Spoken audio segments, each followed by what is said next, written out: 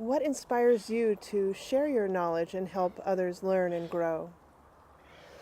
So I would say my greatest inspiration right now is recognizing that we all have the ability to heal. And this is really exciting.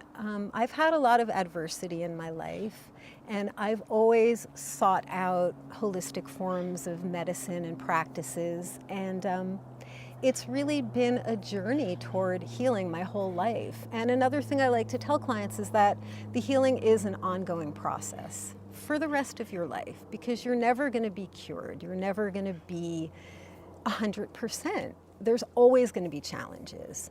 So for me, it's really exciting and inspiring to think that I could help people learn new skills, learn new ways of being, and grow so that for the rest of their lives they have these skills, so that when the challenges do arise, they're capable of facing them. So, how did you discover flower essences? So much like all of the healing modalities I've learned in my life, I've been studying the healing arts for over 25 years. And honestly, when I think back on the beginning of the journey, it is hard to pinpoint exactly how it all began. Oftentimes there was a book given to me or a person that I met. With flower essences, I think that I really just got drawn to them and I began using them. So I think the very first one I used was probably white chestnut. I read somewhere that, oh, if you have a lot of mental activity, take white chestnut.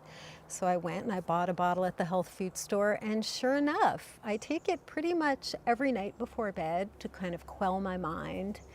And it works. I think I was really just blown away that something so simple could be so effective. We're all familiar, most of us are familiar with Rescue Remedy, the Rescue Remedy formula. It's probably the most famous flower essence on the market.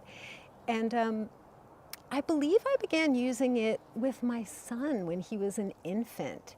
I had a very traumatic birth with him, and I think coming out of the birthing process, I felt like I really needed to rebalance, and someone suggested at the time that I try Rescue Remedy. And so I gave it to myself, and I started noticing, okay, I'm really feeling a lot more balanced, a lot more clear, a lot more recovered from the birth process. And then I thought, well, why don't I give some to him, to the baby? And I did, and I remember right away that his sense of calm really kicked in. And coming out of a birth trauma, I mean, a lot of women and babies have had difficult births, and he spent some time in an incubator for a few days. And when we first got him home, you could feel the energy, he was very keyed up.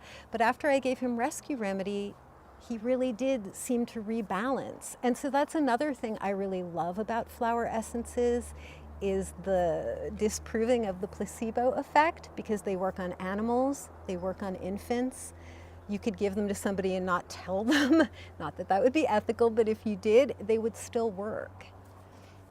What do you love most about your job? I entirely love my job. I would say my two favorite parts are connecting with people one-on-one and just forming that relationship that we spoke about before. Just really creating a bond and having a co-creative process, creating with another human being, working toward healing, is incredibly exciting. The other aspect that I really love is being part of nature, really going out and communing with flowers. Once a week, I take a trail hike on one of the many gorgeous trails in California, and I really do communicate with nature in that way so that I can absorb the energetic healing and then transfer it to my clients. And it really is an empowering process. And that is something that I really do try to convey and pass down to clients.